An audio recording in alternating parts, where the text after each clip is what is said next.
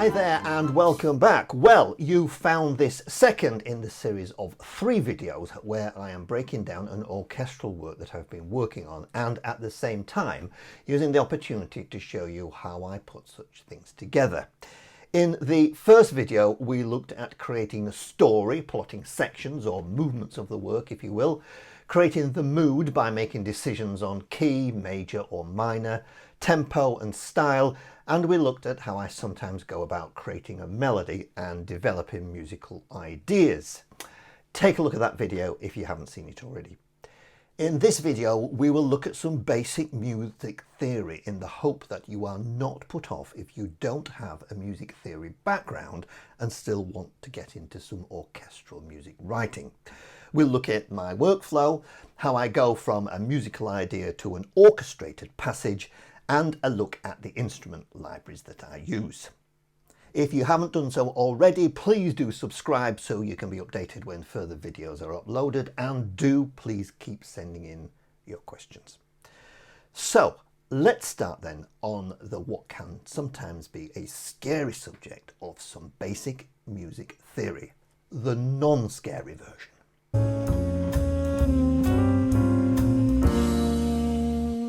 Do you need to have a strong music theory education to create orchestral music?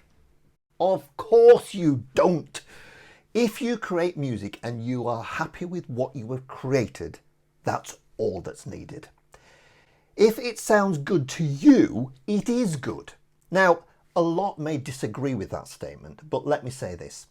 Having some music theory will help you definitely, but don't be put off if you don't. There are some great online and YouTube videos on music theory which I suggest looking at as a starting point. Of course, if you need to get more complex in your writing and wish to start creating some very involved and intricate harmony writing or counterpoint, oops, I wouldn't get too technical, a music education will help no end. Of course it will. But my message is, it's not a prerequisite. As the vast majority of you watching this will know, in Western music, a melody will normally require a harmony background to support the melody. All harmony is created by using what's known as chords, groups of notes played together at the same time. Guitarists know this more than anyone and generally work with chords more maybe than any other instrumentalist. So let's take a simple look at some chords. Now, there are many types of chords, some much simpler and others much more complex, and it can get quite confusing. I'm going to start with looking at 3 of the simpler types of chords. First of all, we have major chords. Major chords, as mentioned last time, tend to sound slightly more happy. We have minor chords. Ones that sound slightly melancholy, a little bit sadder. Is sadder a word? And then we have 7th chords, which tend to want to resolve to another chord. So C7, for instance, would go to F. You don't need to know why C is related to F at this time, just that there are those 3 chords. Major ones, minor ones, 7 ones, which want to go to another chord, generally. So we have those 3 chords, but given the fact that we have 12 notes on our keyboard, 1, 2, 3, 4, 5, 6, 7, 8, 9, 10, 11, 12, times the 3, we've got 36 chords already.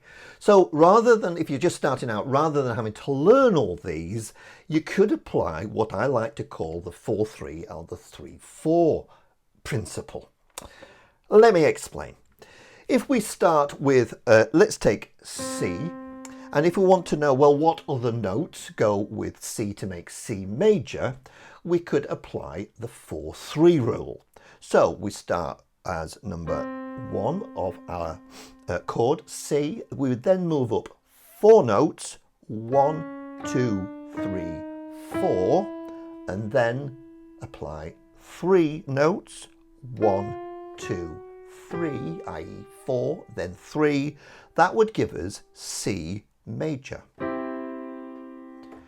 If we apply the 3-4 rule, start with C again, 1, 2, 3, and then 4, 1, 2, 3, 4, we now have C minor.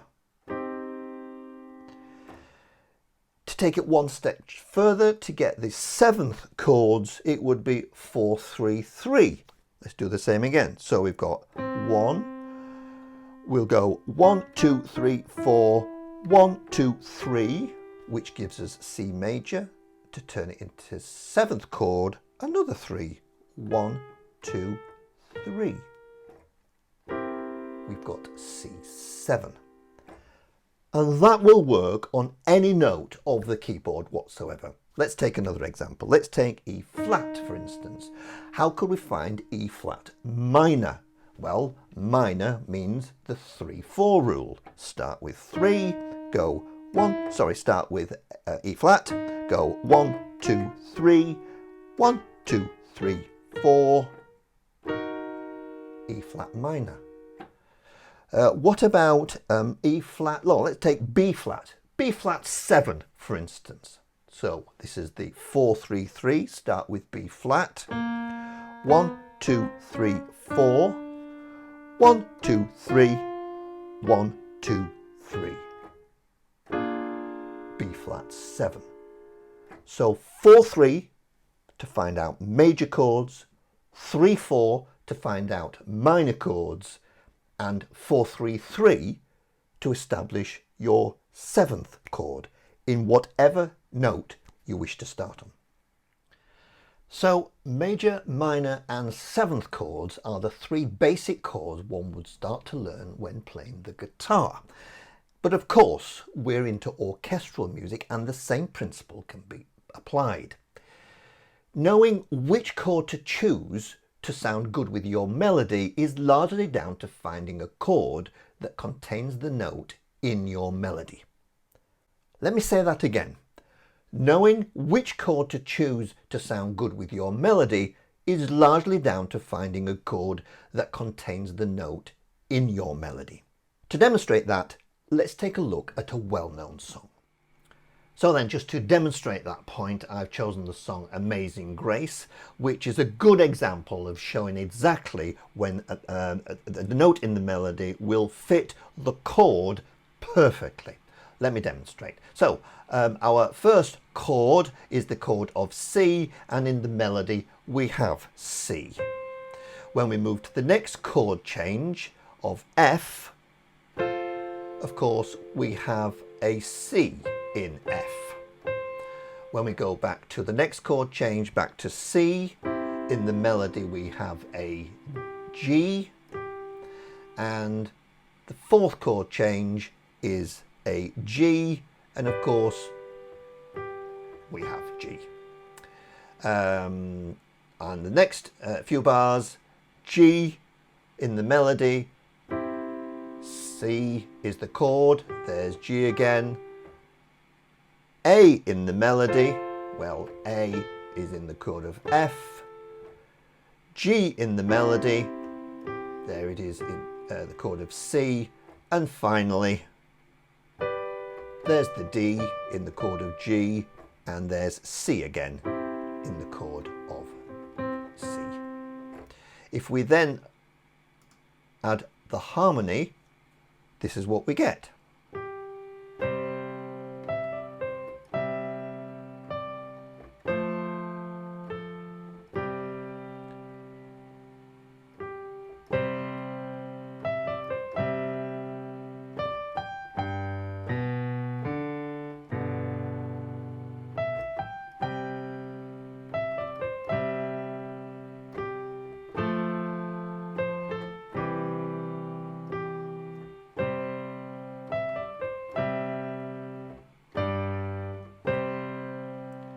That is very, very basic.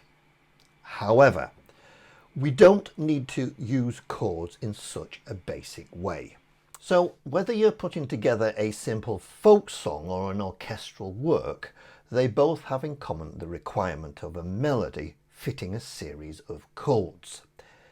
Knowing which chords you are using is useful, and I like to indicate the chord above the written melody as I showed you earlier. You could try using other chords. You don't need to know the name of the chords, as some more complex sounding chords can have names that can take some explaining. Now we're getting into a more involved music theory that I'm wanting to avoid in these videos. The point I'm trying to make is, if it sounds the way you want it to, it doesn't matter the name of the chord. What matters is that it sounds the way that you need it to. Try playing around with chords by putting different notes in different positions. Let me explain. The chord is complete, whichever chord it may be, if it contains 3 notes. In the key of C, which we're using to demonstrate, C, E and G makes C major. But as you will notice so far, the C has always been the bottom note. You could play it like this. C is in the bottom. But we could take that C and put it up an octave to that C, if we wished. It's still C major, because it still has the notes of C, E and G. This is what's called an inversion, and that would be our basic chord. We've now moved to a C an octave higher, which gives us the first inversion of C. We could, if we chose, take the E here and put that up an octave to that E. We then have what's called a second inversion. Don't worry too much about these inversions. The point I'm trying to make is that as long as the chord has those 3 elements, C, E and G, in the chord of C major, it's still the chord of C major. It's sometimes, for those of you that use chord symbols, it's sometimes indicated slightly different, and you will know that if I pressed that chord of the second inversion of C again, you will see that in this point here it's indicated as C but with a G in the bass. Similarly, if I go to the first inversion, as I called it, that one, it would be C with an E in the bass.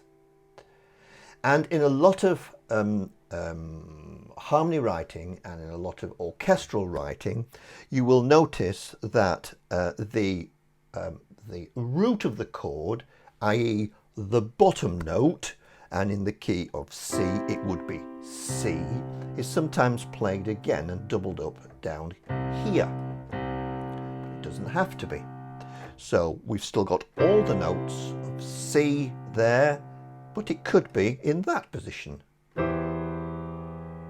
We could take A minor, for instance. So we have A minor, we have a, let's play it down there. We have A minor, we have the first inversion of A minor, and we have the second inversion of A minor.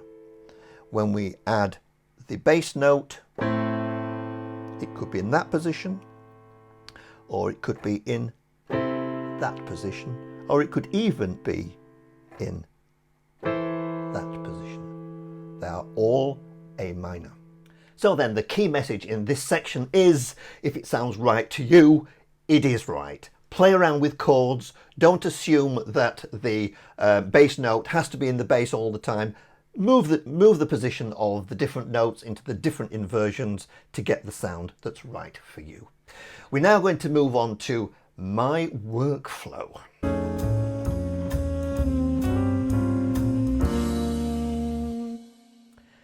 Now, trying to describe anyone's workflow can be quite confusing, I suppose. Workflow in the context I'm talking about this time is really what I do first. Well, a lot of that will depend a great deal on the requirement. Where do I need to end? Is the music, for instance, to be played by musicians? Is it to be recorded using virtual instruments in my DAW or recording software? Or is it a mixture of both? In other words, am I recording a backing for live musicians to play along with using what's known as a click or backing track? Do take a look at this video if you want to know much more about how such tracks are put together. Now, many tutorials I have seen online, in fact many composers like to work directly in their recording software and develop sequences of chords and develop melodies as they proceed with the orchestration. I don't particularly like to do it that way. I like to have at least an idea of what I'm about to write, if not at all, written on a piece of manuscript paper or using my notation software. It's usually only a melody with a chord written above, which gives me all the information I need then to start getting the music recorded. If the work is to be played by real musicians, however, the best way to get your music heard, of course, then I spend the majority of time in front of Dorico, the notation software that I use. What I am writing can then be heard through playback instantly.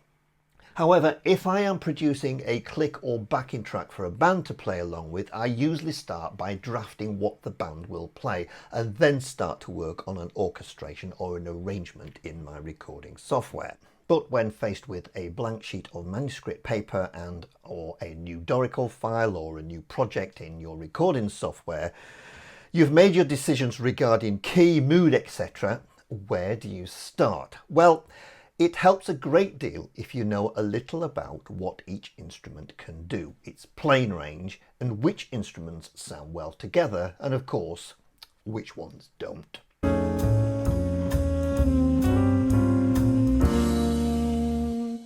In order to learn a great deal about orchestration, I used one of the most popular and well-written books used by musicians in this field, and it is Orchestration by Walter Piston. Actually, this book is so old, it actually had my address and contact details in the top right hand corner, which I've just rubbed off because I lived at that address 30 years ago. Such is how well used this book now is. It's over 450 pages, and 3/4 of those 450 pages is dedicated to working through every instrument in the orchestra, detailing the instrument's range, how to write for that specific instrument, what sound or sounds it can make, what the instrument's limitations are, and gives examples of classical works where that specific instrument is used.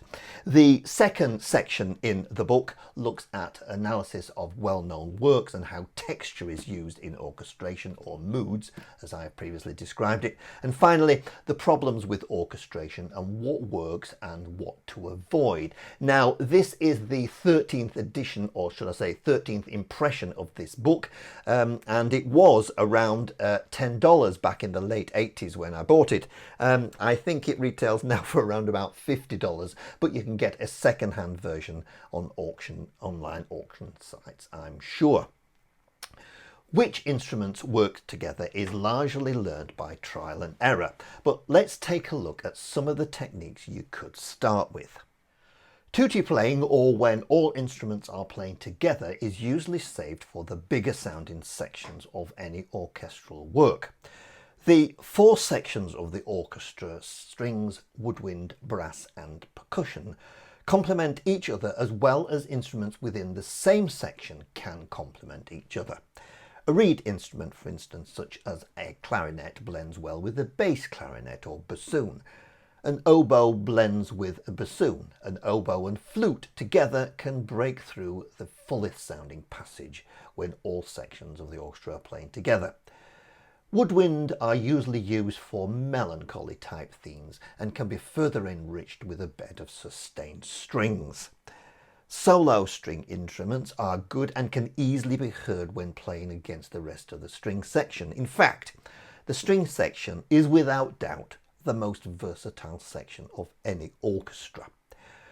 Brass instruments in the orchestra are sometimes seen as only playing in loud sections. Not at all.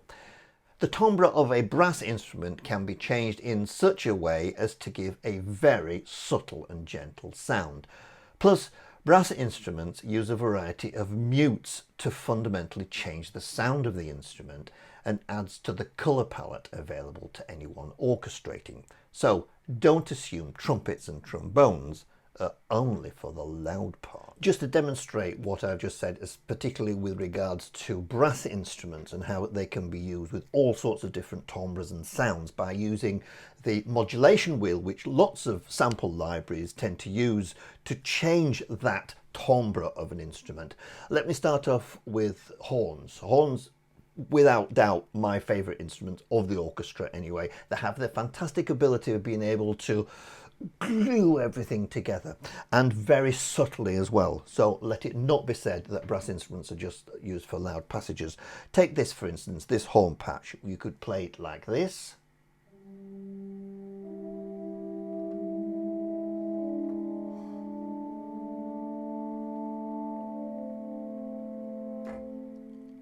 Or by moving the modulation wheel.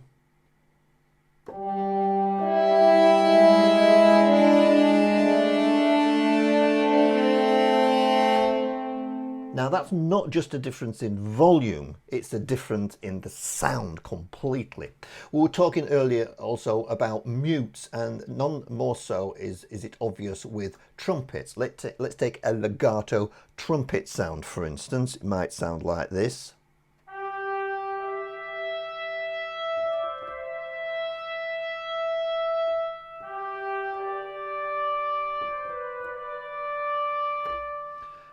If we then start to add mutes, here's a solo trumpet with a harmon mute, for instance.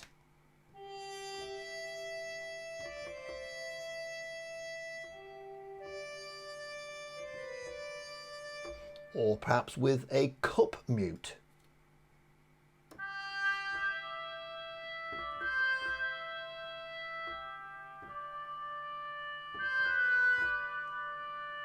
So two examples of brass instruments not being used for the all singing, all dancing, ear blowing volume levels that sometimes they're attributed to.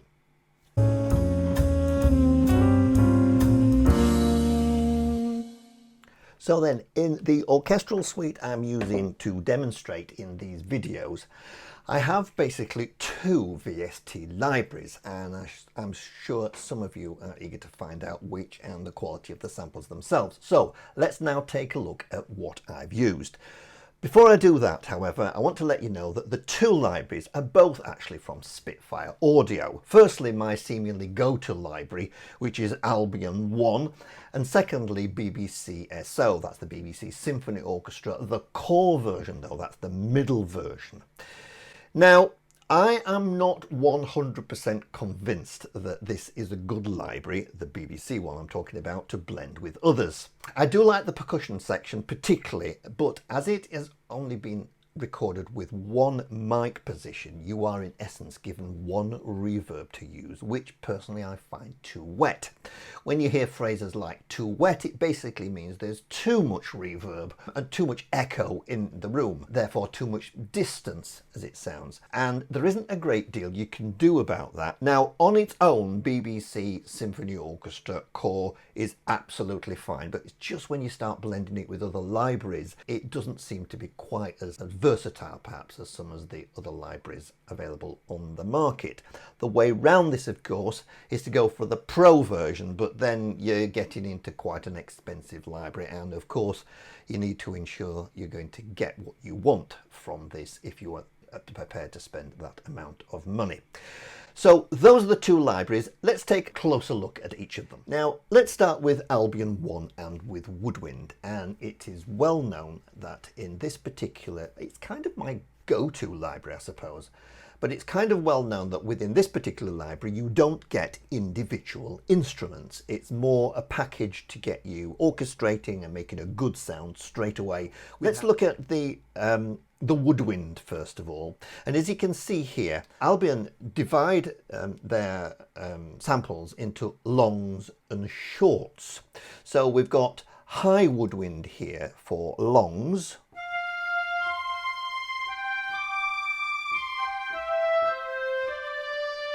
So you can hear it's a woodwind sound and it's a blend of the woodwind instruments. Then if we take the shorts,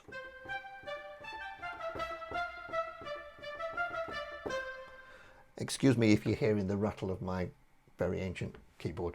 Other than having longs and shorts, we also have highs and lows. So those were the highs. When we get down to the lows, the low longs,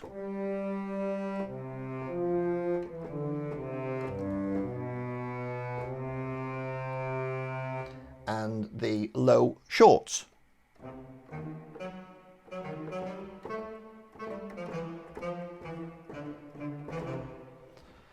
And then we have a few arranged patches. This is one that I've opened up. High arranged longs. Now this time, rather than the high long that you heard before, this time you'll be able to hear that each instrument of the woodwind section is actually played in its own range.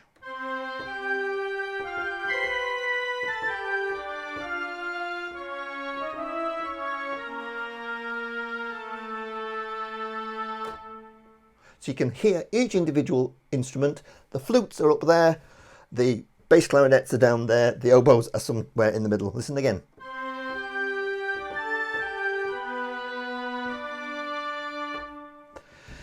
Whereas when we go now to the BBC Symphony Orchestra, all the instruments are separate. And if you're wanting to get more into orchestration, then this might be your starting point. I'm not bothered with the piccolos because we all kind of know what a piccolo sounds like. If we go for the flute legato patch,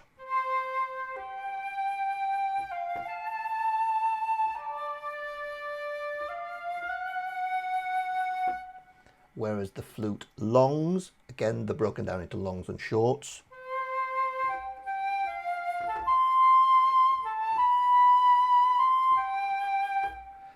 And the shorts for flute.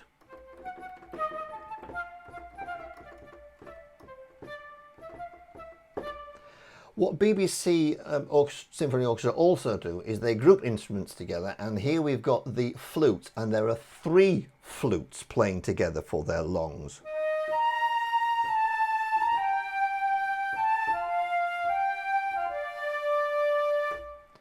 Similarly with the oboes, why you would need 3 oboes playing at any one time, I really don't know, but this is what they've come up with.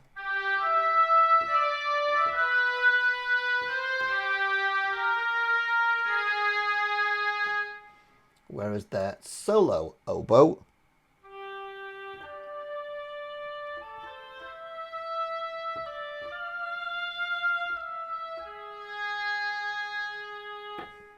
much nicer sound, and their oboe shorts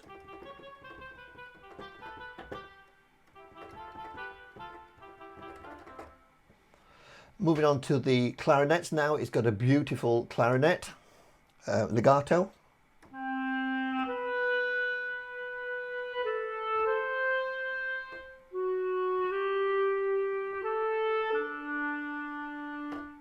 And the clarinet short.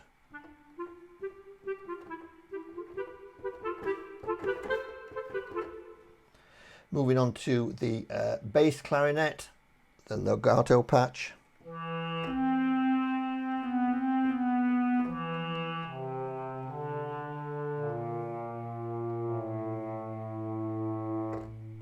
Similarly, their bass clarinet short. Moving on to the bassoon shorts.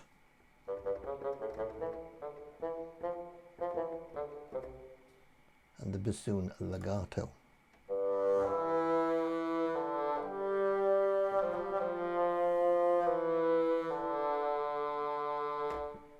So that's an idea of the woodwind section. Moving on now to brass. I demonstrated the horns earlier on, but we've also have groups of 4 horns playing together. So the 4 horns in the legato patch sounds like this.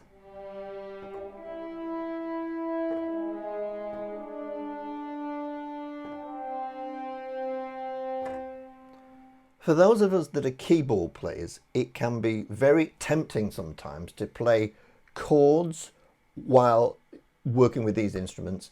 But if we think about that G is the sound of 4 horns playing together. We've only got to add a second note to that. Now we have 8 horns playing together.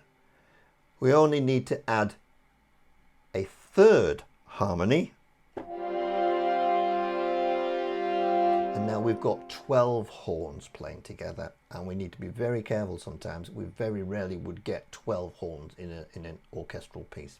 We talked about trumpets, but for demonstration purposes of this particular library, the BBCSO trumpet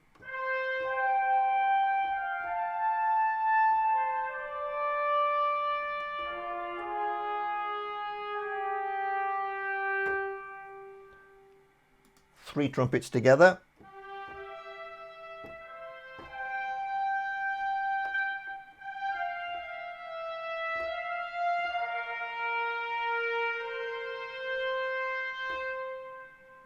And the trumpet shorts.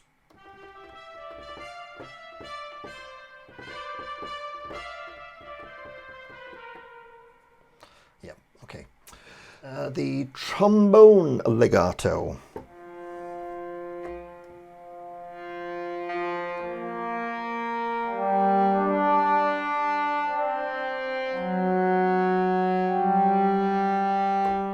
And of course, 3 of them playing together.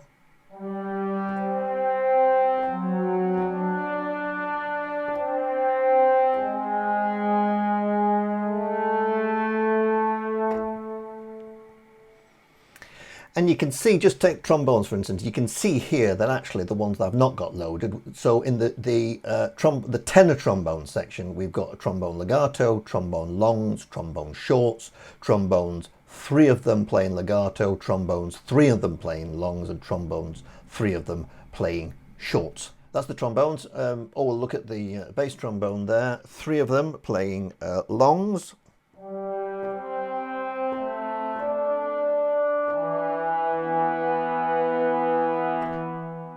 And finally, in the brass section, we've got the tuba. Now, the reason I've chosen this is that I want you to listen what I was talking about earlier about the very wet sound in BBC BBC Symphony Orchestra core that you can't change.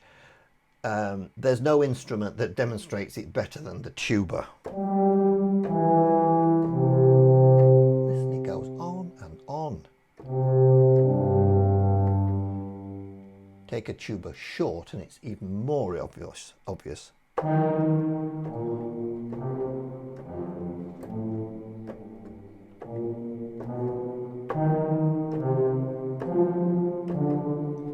When you're trying to blend that with other libraries, you're going to really start to struggle. Let's have a quick look now at Albion brass. And again, like the woodwind, they are loaded into highs, mediums. Let's take the medium long and the low short, and we've also got some long nasty, which is quite interesting. So you can load that as well. So the high longs would sound like this.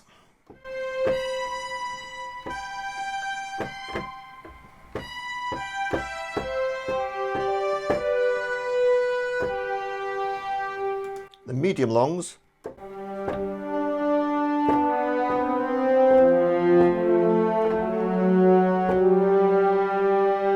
The low shorts .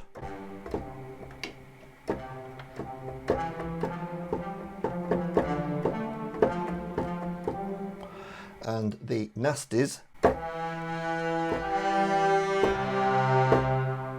More of a rasp to the sound. Moving on as quick as I can, because I know this video is going on a little bit too long. Let's look now at, let's just close some of this, shall we? Find my way around easier. Okay, just to demonstrate the BBC Symphony Orchestra, we've got a harp here as well.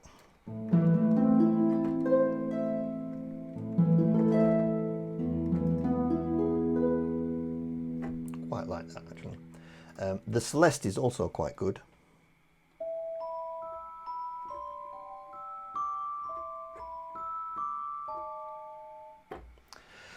Percussion now. Now, a lot of music that you'll see online these days goes for that epic sound, which is, can you hear the thunder outside at the moment? Blimey.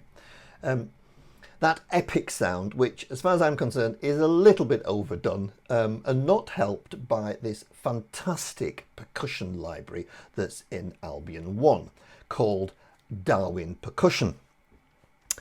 And across all the white notes of the keyboard, we've got, I would say, around about 50 patches of various drums.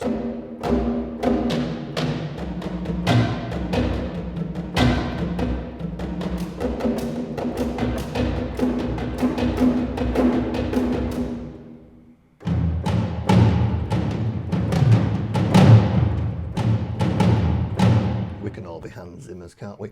And it's also got something called East Island, and this is a collection of what I can only describe as booms. Actually, I might need to bring the volume down because it might overdo things here. Take a listen to some of these.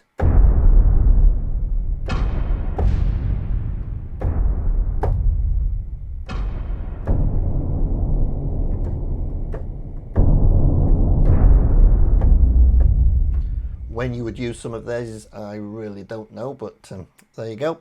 When it comes to percussion in BBC Symphony Orchestra, this has got some quite nice sounds, particularly the military drum I quite like. If I can get it to work.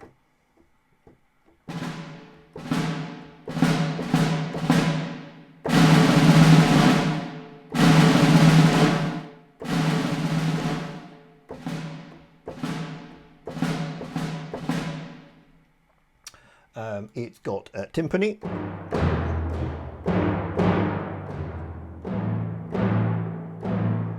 and some particularly good timpani rolls as well.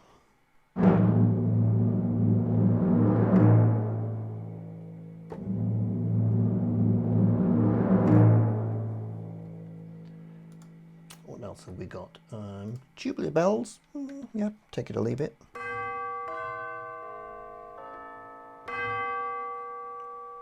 We've got quite a decent glockenspiel.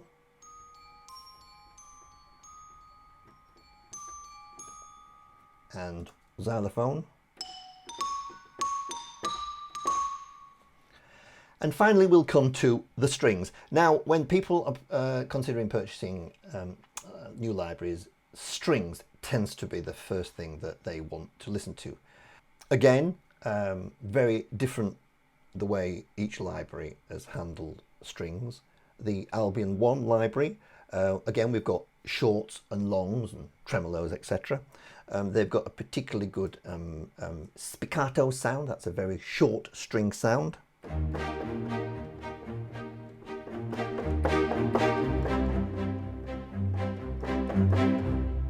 Which I use a lot in my work. The pizzicato.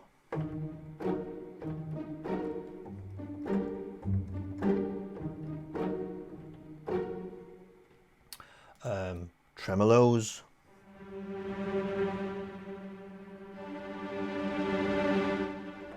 Suspense. And what they call their main patch is what they would call their long patch.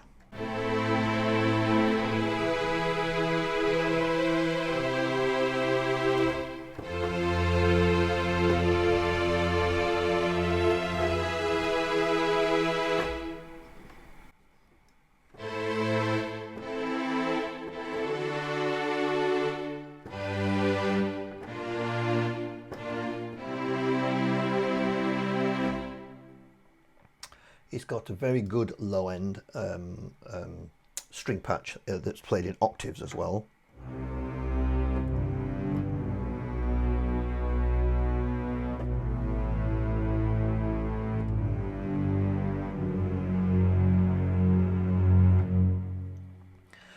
And then the legato patches, the high ones.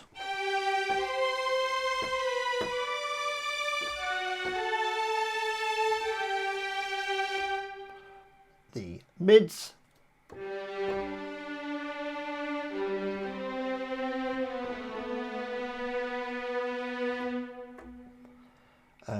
And it's even got a full octave playing legato.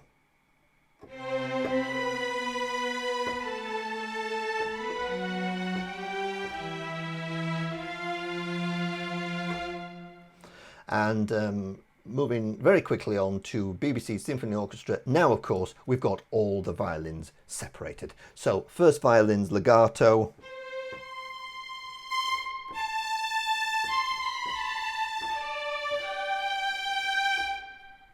I think if you find second violins, they're going to be more or less the same, aren't they? Don't tell anyone I said that. The longs for the violas.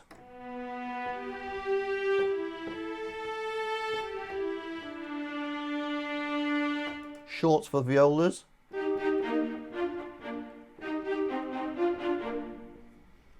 When it comes to the legatos for cellos, it sounds like this. And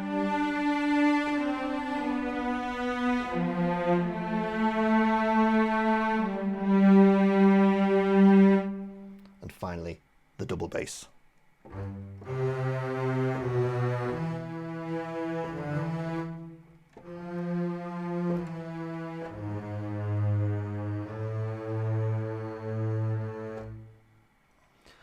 So that gives you an idea of some of the libraries that I've been using in this particular work. That wasn't meant to be a demonstration or an acknowledgement of how good these libraries are, but they are quite good, to be honest.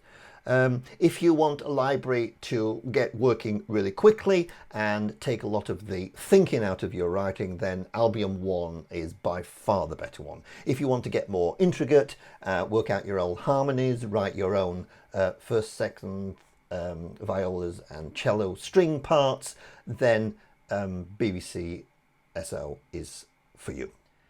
In the next video, we'll take a look at the orchestration template that I use and how I go about putting an orchestration together from a simple sketch of a theme and some chords to a more complex sound, and we'll look in more detail at the orchestration within the suite that I'm using through to the final mix, with a walkthrough of the vast majority of the movements.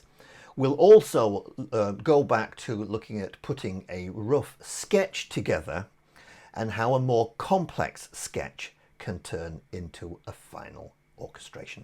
See you next time.